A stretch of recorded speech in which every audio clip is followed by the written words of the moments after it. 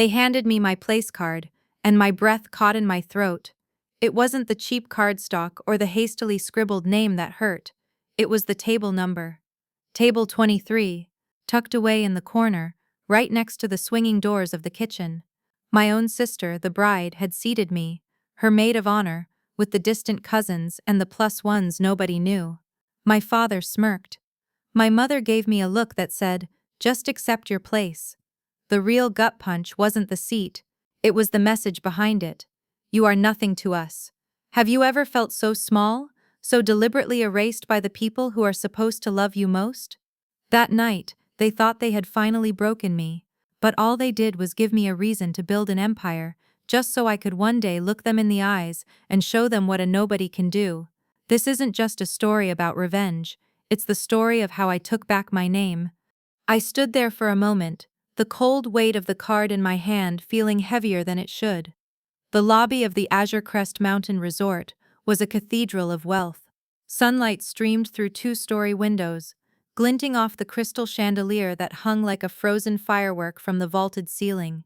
The air smelled of money, a faint, clean scent of fresh lilies and expensive wood polish. My sister, Brielle, was getting married. And this wedding wasn't just a party, it was a coronation. She was marrying Garrett Vance, whose family name was stamped on half the commercial buildings in the state. Our family, the Hayes family, had money, but the Vances had a dynasty. This marriage was my father's masterpiece, the ultimate merger, and I was the maid of honor. At least that's what the program said. In reality, I was a prop. Brielle had made it clear from the beginning. "Just get something simple, Savannah," she'd said, waving a dismissive hand when I asked about bridesmaid dresses. "Something beige, to blend in." So I was wearing a beige, off-the-rack dress that felt like a uniform for the invisible. I hadn't been invited to the tasting, the floral consultations, or the venue walkthroughs. My only duty, it seemed, was to show up and not embarrass them. Now, standing before the seating chart, I understood my role perfectly. The chart was a work of art, a sprawling display of ivory cards with names written in swirling gold calligraphy. And then there was mine, Savannah Hayes. My name wasn't even written in the same elegant script. It looked like it had been added at the last minute, squeezed into a blank space with a regular pen. No title, no maid of honor, just my name, and the number, 23. My name, and the number, 23. I scanned the room, my eyes finding the head table immediately. It was a long, majestic table on a raised platform, draped in white linen and overflowing with roses. Table 1. My parents, Richard and Cynthia Hayes, were standing near it, greeting Garrett's parents. My father caught my eye from across the room. He wasn't even trying to hide his satisfaction. He gave a small, tight smile, a look I knew all too well. It was his "I told you so" look. He patted Garrett on the back, his voice booming just enough to carry. "Everyone in their proper place," he said, and then laughed, a loud barking sound that grated on my nerves. My mother, ever his silent partner, gave me a brief, sharp glance.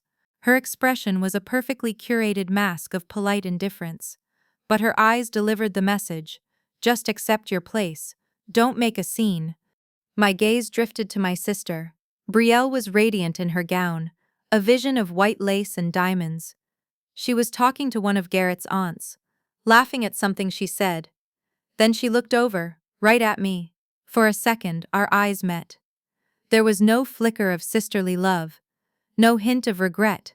There was only a triumphant, cruel little smile that played on her lips before she turned away. It was a look that confirmed everything. This wasn't an oversight. This was a statement. She was showing her powerful new family that she knew how to manage the embarrassing parts of her old one.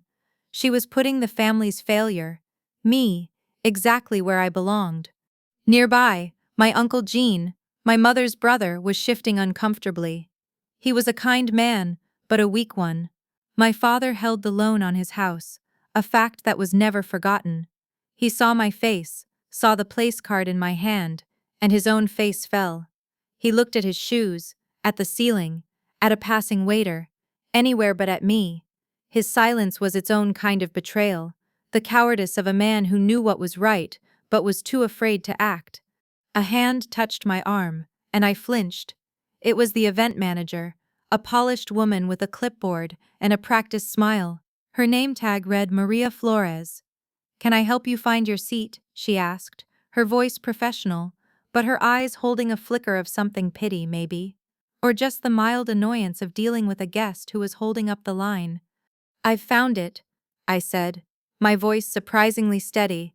"Table 23. Her smile didn't falter, but her eyes darted toward the back of the grand ballroom.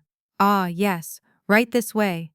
I walked. My cheap beige heels clicked on the polished marble floor, each sound an echo in the vast opulent room. It felt like the longest walk of my life. I passed table 2, filled with Garrett's beaming parents and their closest friends. I passed table 3, where my father was now holding court. I passed tables of smiling, laughing people, their faces a blur of polite society. With every step I felt smaller. With every step the humiliation grew, a hot, creeping shame that burned the back of my neck. Finally, I reached the Siberia of the reception hall. Table 23 was small, round, and covered in a slightly less pristine tablecloth. It was tucked into a dark corner, so close to the service entrance that I could feel a draft every time the kitchen doors swung open. My tablemates were a collection of forgotten relatives, a great aunt my family hadn't seen in a decade, a second cousin who had brought his new girlfriend, and a few other faces I vaguely recognized. They looked as out of place as I felt. The kitchen doors swung open with a loud swoosh, blasting our corner with the overwhelming smell of garlic bread and the deafening clatter of pots and pans. A waiter rushed out, nearly clipping my chair. I sat down, my body rigid. I placed the cheap card with my name on it in front of me, a tiny tombstone marking the death of my relationship with my family. My heart wasn't racing anymore. It had settled into a cold, heavy stone in my chest. This was it, the bottom. The moment they had all been waiting for, the moment they could finally write me off completely. They thought they had broken me. But as I sat there, surrounded by the noise and the smells of the kitchen, a different feeling began to take root in the frozen soil of my heart. It wasn't sadness. It was ice-cold clarity. This wasn't an ending. It was a beginning. I don't stay for the cake. I don't even stay for the dinner service to properly begin. I watch as the waiters bring out the first course, a delicate tower of seared scallops and microgreens to the important tables. At table 23, we get ours last. I stare at the food, my appetite gone, replaced by a churning in my stomach that is equal parts nausea and rage. I watch my sister, Brielle, float from table to table, a perfect bride playing her part, never once glancing toward my dark corner. I watch my father laugh, with Garrett's father, the picture of success. I watch my mother, her posture perfect, her smile never wavering, a queen surveying her domain. When the band starts to play and Brielle and Garrett take the floor for their first dance, I see my chance. All eyes are on them, lost in the romantic swell of the music. I stand up. No one notices. I'm a ghost at my own sister's wedding, and a ghost can leave without being seen. I slip out of the ballroom, past the grand entrance, and into the cool night air. I don't stop at the valet. My car, a 10-year-old sedan with a dent in the passenger door, is parked in the farthest corner of the public lot. The drive back to my apartment is a blur. The opulent lights of the Azure Crest fade in my rearview mirror, replaced by the dim, lonely streetlights of the city. Tears I didn't know I was holding back start to stream down my face, hot and angry. It's not sadness I'm feeling. It's a profound, hollowed-out humiliation. It's the feeling of being publicly and deliberately erased. Every dismissive word, every condescending look from my family, over the years coalesces into this one single moment. Table 23 wasn't just a seating arrangement. It was a verdict on my entire life. I finally pull up to my building, a drab, 3-story walk-up in a neighborhood that's charitably described as up and coming. My apartment is on the top floor. It's small, cramped, and a perfect monument to my perceived failure. I unlock the door and step inside. The air is stale. A stack of bills sits on the small kitchen counter, some of them marked past due. My couch, a hand-me-down from a college roommate, is threadbare on the arms. On my bookshelf, my business degree from a decent state university gathers dust. It feels like a worthless piece of paper. My dream had always been to work in hospitality, not just to serve people, but to create experiences, to build places where people could make memories. My family had always mocked it. My father, Richard, a man who measured worth in square footage and profit margins, called it glorified party planning. He'd wanted me to join his ruthless real estate development firm, to be a shark just like him. When I refused, telling him I wanted to build my own path, he didn't just disagree. He punished me. He cut me off completely, convinced a few months of struggle would bring me crawling back, begging for a junior associate position. Brielle, on the other hand, was everything he wanted. She was his mirror image, ambitious, cold, and utterly pragmatic. She majored in finance, went straight into his world, and excelled at it. She was the perfect daughter, the asset. I was the liability. Tonight's wedding wasn't just a celebration of her love for Garrett. It was a celebration of her victory in the silent, lifelong competition my father had orchestrated between us. She had won. I stumble into my bedroom and collapse onto the bed, the cheap beige dress bunched up around me. The events of the night replay in my mind on a torturous loop. The smirks, the dismissive glances, the pity in the event manager's eyes, the triumphant smile on my sister's face. The shame is so thick I can barely breathe. I cry until I have no tears left, until my body is just a hollow, aching shell. I must have fallen asleep, because when I open my eyes, the first gray light of dawn is filtering through my blinds. The anger and humiliation from the night before are still there, but something has changed. The raw, hot grief has cooled and hardened into something else, something solid, resolve. I get up and walk to the window, looking at my reflection in the dark glass. I see a woman with puffy eyes and messy hair, a woman who has been pushed down, kicked out, and laughed at. A woman with absolutely nothing left to lose, and in that I find a strange, terrifying kind of freedom. They think they've won. They think I'll crawl back defeated and beg for a place at their table. Any table, even one in the back. They are wrong. I make a vow, right there, to the pale reflection in the glass. It's a vow not just to myself, but to the person I was always supposed to be before they told me she was a failure. I will not be table 23. I will not be their footnote. I will build something. I will build it from nothing, with my own two hands. I will build it so big, so successful, and so powerful that one day they will have no choice but to see me. They won't be able to look away. I will do it all in total secrecy. They won't know a thing until it's too late. And one day, I swear to myself, I will own the very room they kicked me out of. My revenge won't be a screaming match at a family dinner. It won't be a bitter, angry phone call. It will be procedural. It will be absolute. It will be undeniable. They wanted me to know my place. Fine, I'll build my own, and it will be an empire. My new life began the next morning with an act of surrender.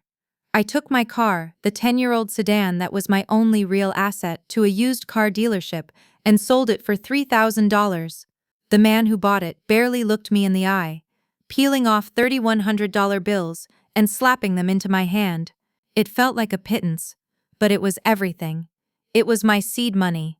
I walked away from that lot, the cash clutched in my fist, and I didn't look back. That afternoon, I used a third of it to enroll in an intensive online certificate program in hospitality and asset management from a top-tier university.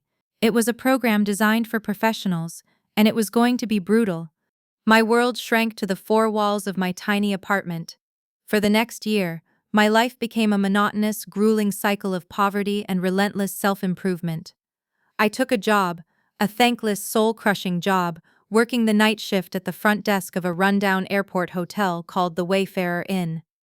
It was the kind of place people stayed at, not because they wanted to, but because their flight was canceled, and they had no other choice. The carpets were stained, the Wi-Fi was spotty, and the coffee was perpetually burnt, but it was a laboratory. While my classmates in the online program were analyzing case studies, I was living one. My days were for sleeping, My nights were for working and studying. I'd prop my laptop on the front desk during the long, quiet hours after midnight, one ear listening for the chime of a late check-in, while my eyes scanned digital textbooks on revenue management and supply chain logistics. I devoured every lesson. I wasn't just learning the material, I was memorizing it, internalizing it, turning it into a part of my DNA. I learned about profit and loss statements, how a single percentage point increase in occupancy could change everything. I studied guest experience optimization, learning how small, inexpensive touches could dramatically improve reviews. I dove into the complexities of property law and contract negotiations. I was no longer Savannah Hayes, the failed daughter. I was a machine, arming myself with knowledge, sharpening logic into a weapon. My diet consisted of instant noodles and the stale pastries left over from the hotel's sad continental breakfast. I lost weight. Dark circles formed under my eyes. I didn't see friends. I didn't go out. My family would call occasionally, my mother with her thinly veiled questions about whether I'd come to my senses yet, and Brielle with her casual cutting remarks about her latest promotion or her fabulous weekend getaways with Garrett. I kept my answers short and vague. I'm fine. Working a lot. They heard what they wanted to hear, that I was struggling, miserable, and paying the price for my defiance. They had no idea I was in training. One rainy Tuesday night, about 8 months into my new life, a man checked in who would change everything. It was almost 2 a.m. and the lobby was empty. He was an older gentleman, probably in his late 60s, wearing a perfectly tailored suit that looked completely out of place in the shabby surroundings of the Wayfarer Inn. But it wasn't his suit that caught my attention. It was his eyes. They were sharp and intelligent, but held a deep, profound weariness, the look of a king in exile. He placed a black credit card on the counter. The name on it read, Arthur Pendleton. The name hit me like a jolt of electricity. Arthur Pendleton. He wasn't just in the hotel business. For a time, he was the hotel business. He was the founder of the legendary Pendleton Grand Hotel chain, a brand synonymous with old-world luxury and impeccable service.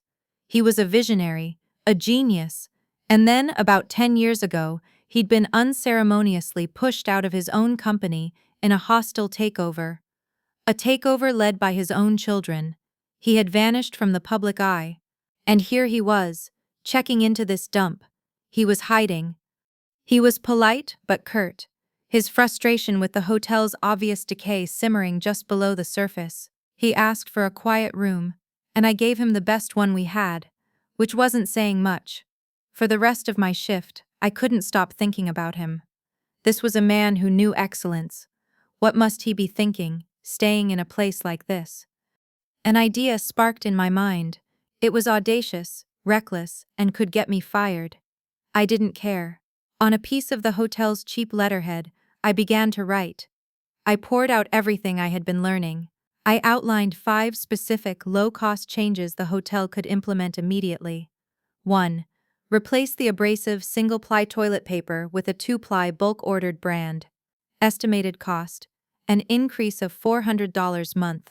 Projected impact, a 15% reduction in negative bathroom-related reviews. 2. Upgrade the Wi-Fi router. A one-time cost of $500 would eliminate the number one complaint.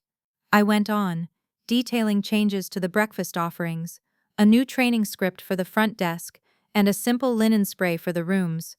For each point, I included a cost analysis and a projected return on investment, using the very formulas I had just learned. I worked on it for 2 hours, refining every detail. At the end of my shift, just before I left, I slipped the handwritten note inside his complimentary morning newspaper and left it outside his door. I signed it simply, Savannah, front desk. I went home and slept for a few fitful hours, convinced I would be fired when I went in for my next shift. Instead, when I arrived that night, my manager told me the guest in 304 wanted to see me. My heart pounded as I knocked on his door. Arthur Pendleton opened it. He held my note in his hand. He didn't invite me in.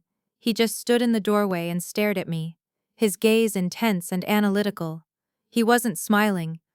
"You wrote this?" he asked, his voice a low gravel. "Yes, sir." He didn't offer me a job. He didn't praise me. He began to grill me. Why these 5 points? Why not 10? Because these 5 have the highest impact for the lowest initial investment, I said, my voice shaking slightly. They address the most frequent complaints in your online reviews and are operationally simple to implement. What's your ROI calculation on the new betting you suggest in point 4? I took a deep breath. Assuming a 20% increase in repeat bookings from business travelers over a 12-month period, which is conservative, the return would be 4 times the initial outlay for the linens. He fired questions at me for 10 minutes, about logistics, about branding, about labor costs. He was testing me, pushing me, trying to find the holes in my logic. I answered every question without hesitation. I had lived and breathed this stuff for months. It was the only thing I had. Finally, he fell silent.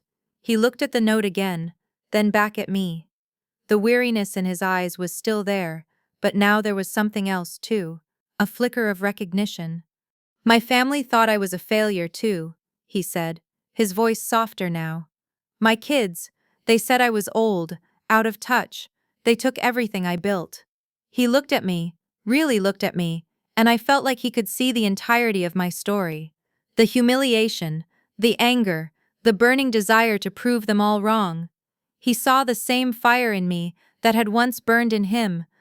You have a good mind, Savannah, he said. But a good mind isn't enough. This business is filled with sharks. My own blood were sharks. He paused. I'll teach you. I'll show you how to build something they can't take away. But this isn't charity. I see talent, and I expect a return on my investment. Are we clear? Crystal clear, I said, my heart soaring. Good, he said, a faint ghost of a smile touching his lips. Your real education starts now. Arthur Pendleton became my mentor, but he was no gentle, grandfatherly figure. Our relationship was a transaction, built on a foundation of brutal honesty and mutual ambition. He was the wounded lion, and I was his cub, and he was determined to teach me how to be a predator. He would call me at all hours, from different cities, always with a new challenge or a piercing question. He tore apart my initial business plans, scrawling weak or naive in red ink on the documents I'd send him. Sentiment is a liability, Savannah. He drilled into me, his voice sharp over the phone. Your family uses emotional manipulation as a weapon. You will use logic, you will use numbers. Numbers don't lie, and they don't have feelings. Under his relentless guidance, I quit my job at the Wayfarer Inn and poured all my energy into creating my own boutique consulting firm. We called it Apex Hospitality Solutions. The name was deliberately bland, corporate, and forgettable. It was a ghost. I used the last of my car money to pay a lawyer Arthur recommended to set up the LLC. The address was a P.O. box in a different state. I built the website myself using a simple template. It was sterile, professional, and gave away nothing. There were no smiling headshots, no about us story. My name, Savannah Hayes, was nowhere to be found. I was completely invisible, a phantom pulling strings from the shadows. My first real capital came from Arthur. It wasn't a gift. It was a loan of $50,000, and it came with an ironclad contract detailing a strict repayment schedule and a punishing interest rate. If you can't make money for me, you can't make money for yourself, he'd said bluntly as I signed the papers. It was the best motivation I could have asked for. He connected me with my first client. The owners, a married couple named David and Sarah, ran a small vineyard inn in a corner of California that tourists usually overlooked. They were drowning in debt, on the verge of losing the property that had been in Sarah's family for generations. Arthur had known her father. He made the introduction, and I flew out to meet them. They were skeptical. I was a young woman with no track record, representing a company they'd never heard of. They expected someone in a suit to hand them a binder of suggestions. Instead, I showed up in jeans and rolled up my sleeves. For the first week, I didn't change a thing. I just worked. I worked the front desk. I helped the housekeepers clean rooms. I shadowed the cook in the kitchen. I talked to the guests. I saw everything. The inefficient booking software that led to double bookings. The disorganized supply closet that caused them to constantly run out of essentials. The demoralized staff who felt unheard. At the end of the week, I sat down with David and Sarah. I didn't give them a binder. I gave them a single-page document with a clear, step-by-step plan. Your booking system is losing you 15% of your potential revenue, I told them, showing them the data I had compiled. We're switching to this new software. It costs $200 a month, and I can have it implemented by Friday. I laid out my plan to renegotiate with their linen supplier, to create a simple, rotating menu that would cut food waste by 30%, and to implement a new staff incentive program. I proved my worth not with fancy jargon, but with undeniable data and a practical, hands-on approach. They agreed to give me a chance. I lived on site in a small guest room for the next month, a ghost in their machine. I trained the staff on the new systems. I worked alongside them, earning their trust. I answered emails from guests personally. Slowly, things began to turn around. The new software worked flawlessly. The online reviews started to improve. The staff, feeling valued for the first time in years, began to smile again. 6 months after I first arrived, I sat down with David and Sarah again. I showed them their profit and loss statement. Their profitability was up by 40%. Sarah started to cry. Tears of pure relief. David shook my hand, his grip firm, his eyes full of gratitude. Word travels fast in the tight-knit world of independent hoteliers. David and Sarah recommended my anonymous firm to another struggling inn owner.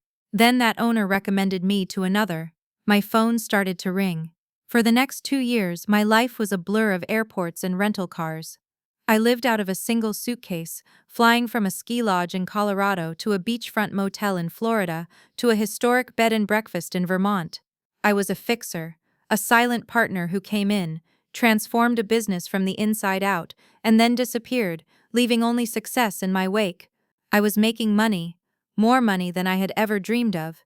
Every contract, every success, was another brick in the foundation of my secret empire. 18 months after I signed the loan agreement, I made my final payment to Arthur. I wired him the full remaining balance, plus every last cent of the formidable interest. I sent him an email with only the transaction confirmation number. He called me an hour later. His voice was different. The usual sharp, demanding tone was gone, replaced by something I had never heard from him before: respect. "Well done, Savannah," he said. "You've passed the first test." I knew then that I was on the right path. I was no longer the girl at table 23. I was the CEO of Apex Hospitality Solutions. And I was just getting started. My reputation, or rather, my firm's anonymous reputation, grew with each successful turnaround. Apex Hospitality Solutions became a sort of legend in the small, independent hotel industry. The secret weapon you called when you were on the brink of failure. My biggest and most challenging client came about 2 years into my journey, a historic, family-owned hotel in Savannah, Georgia.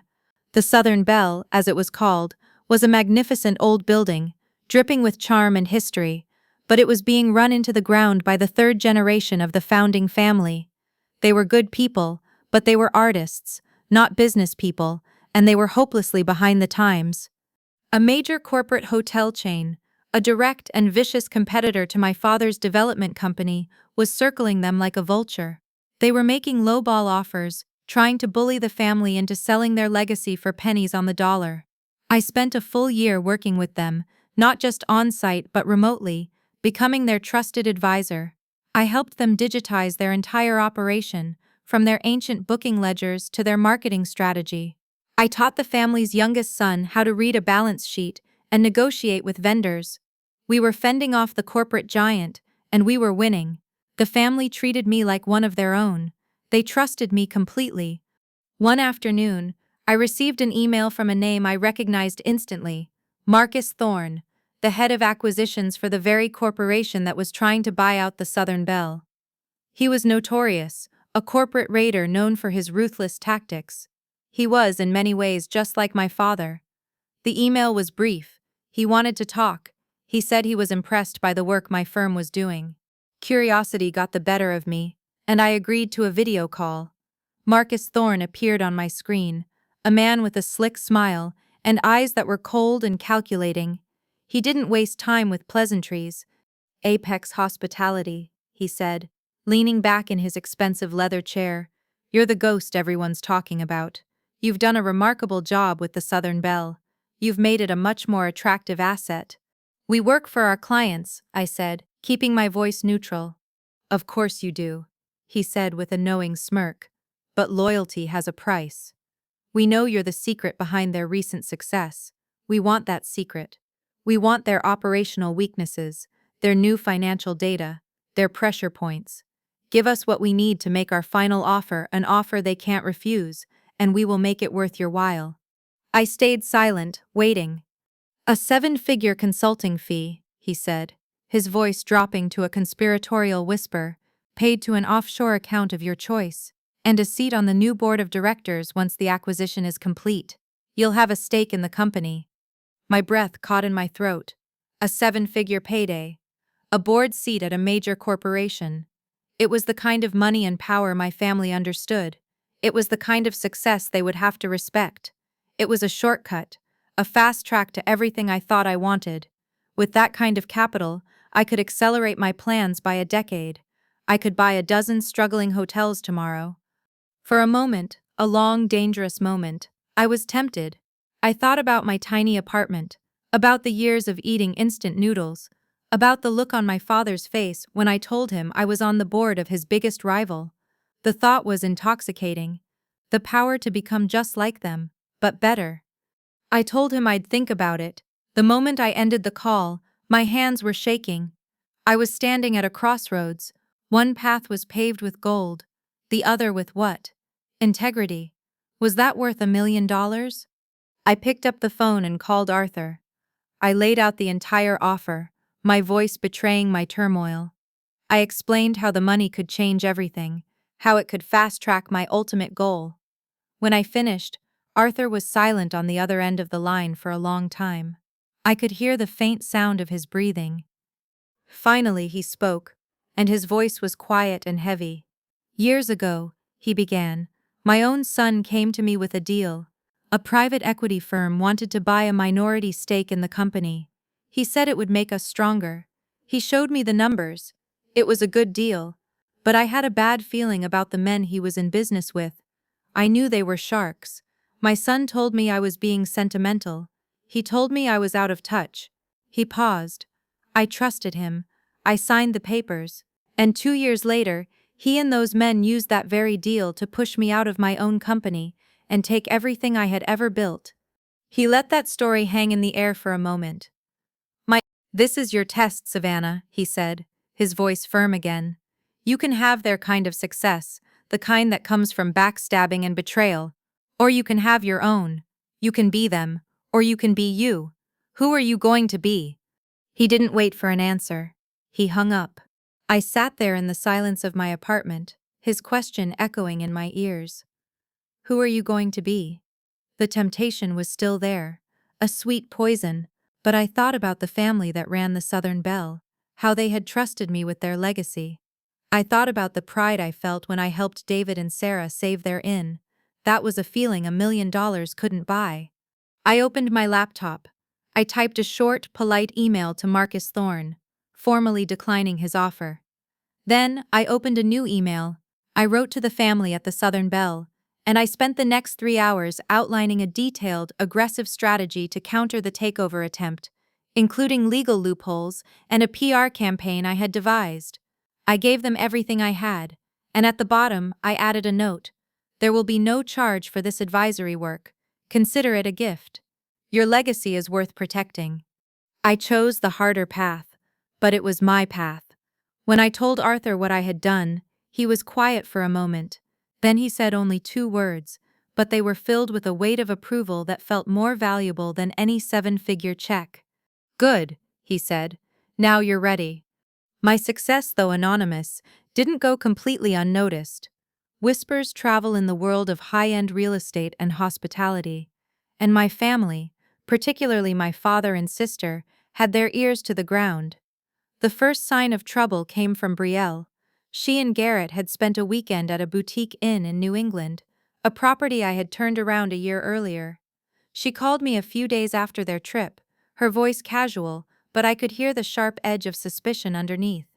We stayed at the most charming little place, Savannah, she said, the Quail Hollow Inn. The owner just couldn't stop gushing about some consulting firm that saved her from bankruptcy. Apex something or other. It's funny, she said, they specialize in exactly the kind of glorified party planning you always wanted to do. I kept my voice even. That's nice, Brielle. Sounds like you had a good time. Oh, we did, she said, and then the knife twist. It's just so odd. A ghost company with no names attached to it, making a small fortune fixing up these little loser hotels. It almost sounds like something a person with no real prospects would try to do. I didn't take the bait, but I knew the seed had been planted. A week later, the attack came. It was coordinated, ruthless, and designed to cripple me. My father, Richard Hayes, still wielded immense power in the industry. He made 2 phone calls. The first was to a major national linen supplier that I used for nearly half my clients. The second was to a software company that provided the booking systems I installed. Citing vague reliability issues and concerns about the financial stability of my anonymous firm, he strong-armed both of them into terminating my contracts, effective immediately. Simultaneously, a more insidious attack was launched online. 2 of my most prominent clients, the Southern Belle in Georgia and the Vineyard Inn in California, were hit with a sudden, overwhelming flood of fake 1-star reviews. They were detailed and malicious, mentioning staff by name and fabricating stories of everything from food poisoning to theft. It was a classic corporate sabotage tactic designed to panic the owners and destroy their hard-won reputations. The fallout was immediate. My linen supplier sent me a terse email canceling our agreement. The software company locked me out of my corporate account. The owner of the Vineyard Inn, David, called me in a panic. Savannah, what is going on? We've gotten 51-star reviews in the last 24 hours. My phone won't stop ringing with cancellations. People are saying this Apex firm is a scam. He was scared. He had a family and a legacy to protect. Despite my reassurances, he told me he had to sever ties with my firm. He couldn't take the risk. Just like that, a significant portion of my business evaporated. I lost a major client and 2 critical suppliers in the span of a day. I looked at my projected income for the quarter, and nearly a third of it had vanished. For the first time in a long time, I felt that old, familiar chill of panic, that feeling of being small and powerless. They had found me, somehow, and with just a few phone calls, they had reminded me how big and powerful they still were. The empire I was so proud of suddenly felt like a house of cards, and they had just blown on it. The next day, Brielle called. Her voice was dripping with a sweet, false concern that was more insulting than open hostility. Savannah, darling, I heard you were having some trouble, she purred. A friend of Dad's mentioned that some of your clients were having a hard time. It sounds so stressful. She let that hang in the air before delivering the final blow. You know, Dad and I are always here for you if you decide to give up that little hobby of yours and come home. There's still a place for you at the firm. You know, an entry-level one, of course. It wasn't an olive branch, it was a leash. She was offering me a return to my designated place, the failure, the charity case, the useless sister who needed to be saved.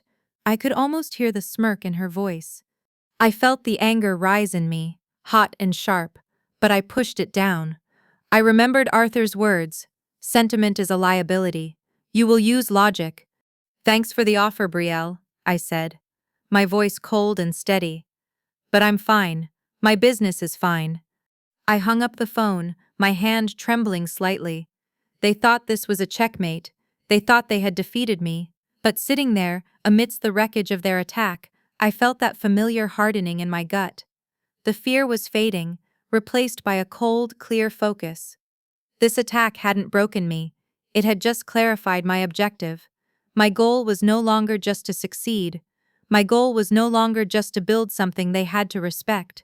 My new goal was to become untouchable, to build a fortress so high and so strong that their petty attacks couldn't even reach the walls. They had just declared war, and I was going to end it. The day after Brielle's taunting phone call, Arthur called me. He didn't waste time with pleasantries. "They attacked your flank," he said, his voice a low growl. A predictable, brutish move. A bully punches where he thinks you're soft. They cost me a major client and 2 suppliers, Arthur, I said, the frustration evident in my voice. They reminded me that I'm still playing in their sandbox. Then it's time to buy the sandbox, he replied simply. There was a pause, and I could practically hear the gears turning in his brilliant strategic mind. The Azure Crest Mountain Resort, he said, the name dropping into the conversation like a stone into a silent pond. The venue from the wedding. My heart stopped. I hadn't thought about that place in months, had actively pushed the memory of it into a locked room in my mind. The site of my greatest humiliation. It's bleeding money, Savannah, Arthur continued, his voice quickening with the thrill of the hunt. The original owners were old money, coasting on reputation. They took out a massive loan for a new spa and conference wing right before the market turned. The expansion is a ghost town. They're leveraged to the hilt, and the bank that holds their debt is getting nervous. They're desperate. It felt like fate. It felt like the universe was presenting me with the perfect weapon. The sabotage from my family wasn't just a setback, it was the catalyst for the ultimate countermove. Arthur's voice was sharp, cutting through my shock. They think they can hurt you by chipping away at your little ins. We're not going to chip back, we're going to take their king. The plan he laid out was audacious, complex, and beautiful in its ruthlessness. It was a masterclass in corporate warfare. First, we formed a new parent corporation, an entirely opaque entity based in Delaware, with a name so generic it was almost invisible. Hospitality Holdings Group. Arthur's lawyers, a team of sharks I was glad were on my side, handled all the paperwork. The ownership was buried under so many layers of legal entities that tracing it back to me would be impossible. Next, we moved on the financing. I liquidated some of my own investments, pouring all the capital my firm Apex had generated into this new parent company. It was a huge risk, leaving me with almost no safety net. Arthur, seeing my commitment, co-signed a significant secured loan from a private investment bank he had a long-standing relationship with. We now had the capital, we had the weapon. We didn't approach the owners of the Azure Crest. That would have been a mistake. Instead, we went straight to the bank that held their massive toxic debt. With an all-cash offer, we bought the entire loan for 60 cents on the dollar. The bank, eager to get the bad debt off its books, agreed almost instantly. Just like that, Hospitality Holdings Group, was now the entity to whom the Azure Crest owed an insurmountable amount of money. We were their new creditor. The overextended owners were now in a checkmate position. They could either face foreclosure and a messy public bankruptcy, or they could sell the property to us directly. Arthur's lawyers made the call. They were offered a deal: sell us the resort for a fraction of its peak value, a price that would just barely cover their personal liabilities and allow them to walk away without being completely ruined. They had no choice. They signed the papers within a week. The entire transaction was a phantom. The staff of the Azure Crest, including the event manager, Maria Flores, were simply told that the resort had been acquired by a new corporate owner, Hospitality Holdings Group. They were assured their jobs were safe, and that operations were to continue as usual. The new owners, they were told, preferred to remain behind the scenes and would be managing the asset remotely. The day the deal closed, Arthur sent me a secure digital file. It contained everything: every floor plan, every staff file with photos and biographies, every financial report from the last 10 years, every vendor contract. I was now, on paper, and in fact, the owner of the very stage upon which I had been so profoundly and deliberately humiliated. I didn't celebrate. I got to work. I spent the next weeks in my small apartment, which now felt like a secret command center, studying my new asset. I memorized the face and name of every employee. I analyzed the profit and loss statements from every department, from the spa to the restaurants to the laundry service. I identified every inefficiency, every point of waste, every opportunity for improvement. I was a ghost in the machine of the Azure Crest, learning its every secret, its every weakness, its every strength. I was no longer just building an empire. I now owned its crown jewel, and I was waiting patiently for the perfect moment to put it on. A year passed, a year of silent, meticulous work. From my remote command center, I began to subtly reshape the Azure crest. I approved a budget to upgrade the Wi-Fi, remembering Arthur's first lesson at the Wayfarer Inn. I renegotiated the food and beverage contracts, cutting costs by 20% while improving quality. I implemented a new bonus structure for the staff, rewarding exceptional service. The resort's bottom line began to improve. The online reviews started to climb. From the outside, it looked like a miraculous organic turnaround. No one knew the ghost in the machine had a name. I continued to run Apex Hospitality, taking on new clients and growing my primary business. I was building my fortress, brick by brick, far away from the prying eyes of my family. I heard nothing from them after Brielle's taunting phone call. I assumed they believed they had won, that my little hobby had collapsed, and I was too ashamed to admit it. Their silence was a gift. Then, just before Christmas, an envelope arrived. It was thick and heavy, made of creamy, expensive cardstock. The return address was my parents' home. My hands shook slightly as I opened the seal. Inside was an invitation, engraved in swirling gold letters. Richard and Cynthia Hayes requested the pleasure of my company at a celebration of their 40th wedding anniversary. My eyes scanned down the card, and my heart gave a hard, painful thud. The venue, the grand ballroom, Azure Crest Mountain Resort. Of course it had to be there. For them it was the ultimate symbol of their social standing, the magnificent backdrop where they had successfully merged their family with the Vance dynasty. It was their victory palace. For me it was the scene of the crime, a place that held the ghost of my deepest shame. The irony was so thick, so bitter, I could taste it. They were unknowingly inviting me into my own castle, intending to seat me in the dungeons. A few days later, Brielle called. Her voice had the same effortless, condescending tone it always did when she spoke to me. "Savannah, you got the invitation, I hope?" she asked, not waiting for an answer. "You have to come. It's really important for Mom and Dad. They want the whole family there to present a united front, you know." A united front. As if we were anything but a fractured, broken thing. "And please," she added, her voice dropping into a stage whisper, "try to look presentable. Garrett's parents will be there, and a lot of Dad's business partners. It's a very important crowd. Just make an effort for me." The condescension was so ingrained, so automatic, she probably didn't even realize she was doing it. The implication was clear. Don't be the embarrassing poor sister. Don't ruin our perfect party. My first, visceral instinct was to say no, to tear up the invitation and throw it in the trash. Why would I willingly walk back into the lion's den? Why would I subject myself to their judgment and their pitying looks all over again? I hung up the phone, my mind racing. I was a different person now. I was a business owner, an employer, the secret owner of that very resort. But the thought of facing them there, on their turf, still filled me with a familiar dread. I picked up the phone and called Arthur. I told him about the party, about the invitation, about Brielle's phone call. I think I expected him to tell me to ignore it, to rise above, to focus on the business, and let them have their petty games. Instead, he was quiet for a moment. Then he said, his voice firm and clear, "This is it, Savannah. This is the moment you've been working for. This is the final move on the chessboard." "I don't know if I can do it, Arthur," I confessed, my voice small. "You're not going there for them," he said sternly. "You're not going for their approval or their forgiveness. You go there for you. You go there to close a chapter. The girl who cried in her car after that wedding is gone.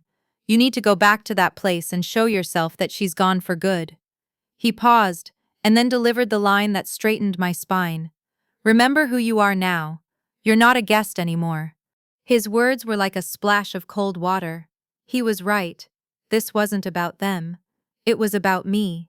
It was the final test. The next day, I RSVP'd yes. Then I made another call. I called the private reservation line for the Azure Crest. Using a pseudonym and a corporate credit card, I booked the resort's most exclusive accommodation for the night of the party, the presidential suite. My owner's suite. The final act was set.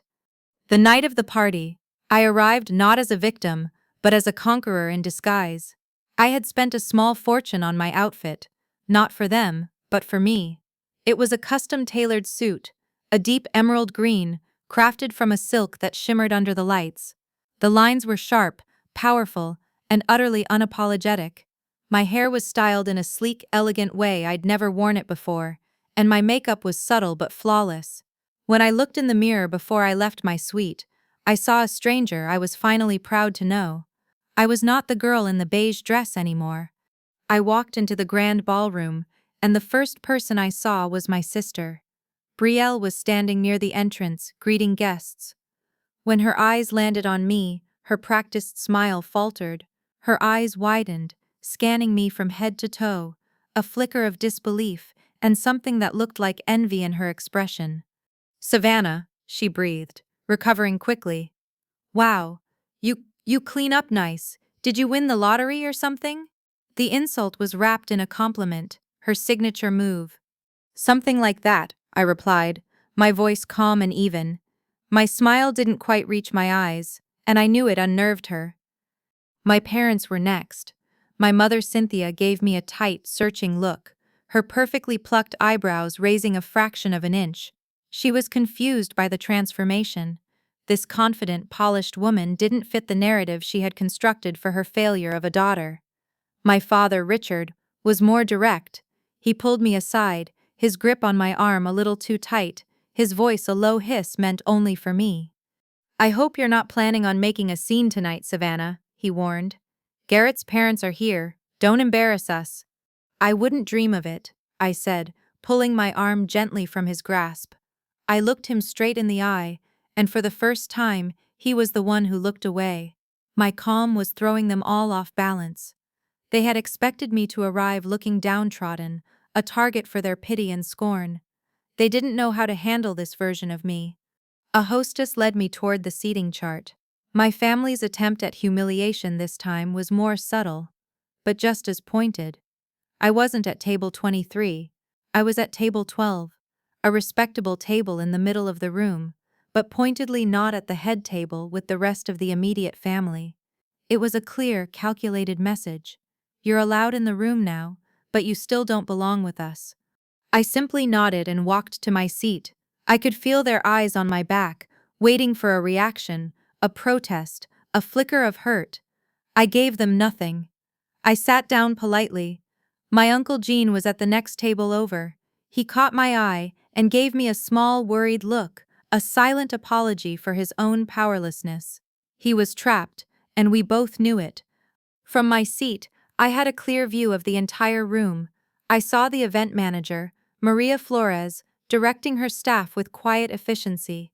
Our eyes met for a fleeting second across the ballroom. I saw a flicker of recognition in her expression. She knew my face. She had seen my photo in the top-secret ownership file she had been given by the lawyers of Hospitality Holdings Group. The file had strict instructions. I was to be treated as a VIP guest unless I gave a specific, coded instruction.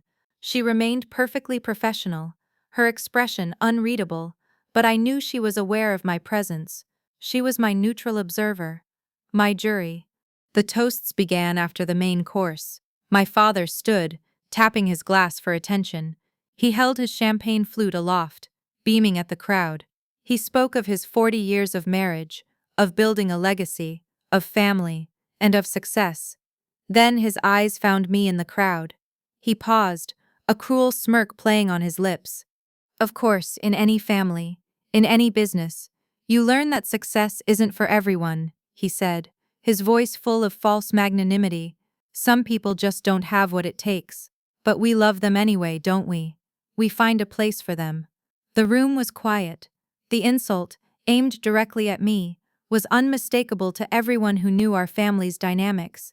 He was publicly branding me as a failure, a charity case, one last time. He raised his glass. "To legacy. To legacy," called. Just as the guests raised their glasses to echo the toast, a sudden commotion erupted near the front of the ballroom. Maria Flores, the event manager, was walking quickly, almost running toward the head table. Her face was pale, her professional composure gone, replaced by a look of genuine panic. She reached my father, interrupting him just as he was about to take a triumphant sip of his champagne. "Mr. Hayes, I am so sorry to interrupt, she said, her voice loud and clear, cutting through the murmurs of the room. There's been a catastrophic plumbing failure in the West Wing. The main water line has burst. We have to evacuate the building immediately. A wave of gasps and shocked whispers went through the room. My father's face turned a blotchy, furious red. What? That's impossible, he sputtered, his big moment ruined. This is the finest resort in the state. I'm suing you. I'm suing this whole hotel. Maria ignored his tirade completely. Her eyes scanned the crowd, deliberately and purposefully, until they found me. Her expression shifted from panic to a focused, respectful deference. She raised her voice so everyone in the silent, stunned room could hear her. Ma'am, she said, the single word a title of ultimate authority. She was looking directly at me. Per your standing instructions for a crisis event, we've initiated a full evacuation. Your car is waiting at the private east entrance. She paused, her gaze unwavering. What are your orders? Silence. Absolute, deafening silence fell over the grand ballroom. The only sound was the faint clink of an abandoned fork. Every single head in that room, all 200 of them, swiveled from Maria Flores to me, sitting at table 12. My father's jaw was literally hanging open, his face a grotesque mask of confusion and rage. Brielle was frozen, her champagne glass halfway to her lips, her perfect makeup unable to hide the dawning horror in her eyes. Garrett, her husband, just looked back and forth between me and his wife, utterly lost. My mother, for the first time in my life, looked completely undone. The color drained from her face, leaving her looking old and fragile. Ma'am, my father finally stammered, pointing a shaky, indignant finger at me. The word sounded foreign and absurd on his lips. She's not the ma'am. I'm the one paying for this. I'm the host. Maria Flores turned to look at my father, and the manufactured panic was gone from her face, replaced by a look of cold, professional pity. Her voice was calm and devastatingly clear. Sir, your event fee is being fully and completely refunded. Ms. Hayes owns the resort. The words landed like a bomb, and the shockwave rippled through the room. My mother let out a small, strangled gasp and put a hand to her chest. My father staggered back a step, as if he'd been physically struck. Brielle just stared at me, her face a collage of disbelief, fury, and a terrifying, dawning comprehension. The empire she had married into suddenly seemed very small. Over at his table, I saw my Uncle Jean. He slowly sank back into his chair, the worried tension melting from his face, replaced by a slow, wide smile of pure, unadulterated delight. He raised his water glass to me in a silent, triumphant toast. Slowly, I stood up. I smoothed the front of my silk suit and began to walk toward the front of the room. The crowd parted for me as if I were royalty. I felt their stares, a mixture of shock, confusion, and newfound respect from the strangers in the room. I stopped directly in front of the head table, in front of my family, who now looked like crumbling statues. I looked directly into my father's shocked eyes. My voice was even, calm, and held no trace of malice. It was the voice of a CEO closing a deal. You were right, Dad, I said softly. It is about making the right choices. Then, I turned my gaze to my sister. Her face was pale, her triumphant smirk from her wedding day a distant, bitter memory. You wanted me seated in the back, Brielle, I said, my voice just as quiet. I decided to buy the building instead. I let that hang in the air for a moment, the final, undeniable truth. I then turned to the shocked faces of their wealthy friends and business partners, the jury for this final verdict. I gave them a small, polite smile. Finally, I turned to the composed, waiting event manager. Maria, I said, my voice now carrying the easy authority of command. The plumbing is fine. Please inform our guests that it was a false alarm. Reopen the bar and tell the band to start playing again. Everything tonight is on the house. I paused, and please, see to all our guests, arrange complimentary transport for anyone who needs it, and a complimentary suite for anyone who wishes to stay in town tonight. Bill everything to my personal account. Yes, ma'am, she said, with a nod of genuine respect. I turned and walked out of the ballroom, not looking back. I didn't need to see the fallout. I could feel it behind me. The worldview of the Hayes family had just collapsed, and I didn't need to stay to watch them sift through the rubble. Later that night, I stood on the wide, private balcony of the presidential suite. My suite. The cool mountain air felt clean and sharp. Below me, the lights of the azure crest twinkled, a silent, sprawling kingdom. The party was over. The guests were gone. The silence was peaceful. A quiet knock came from the door to the balcony. It was Arthur. He was holding 2 glasses and a bottle of expensive single malt scotch. He walked over and stood beside me, handing me a glass. "Well done, Savannah," he said, his voice quiet. He looked out at the view. "Well done." We stood there for a long time, not speaking. I took a sip of the scotch.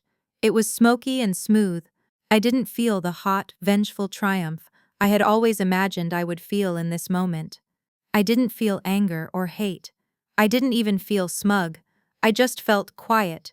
I felt a profound, bone-deep sense of peace.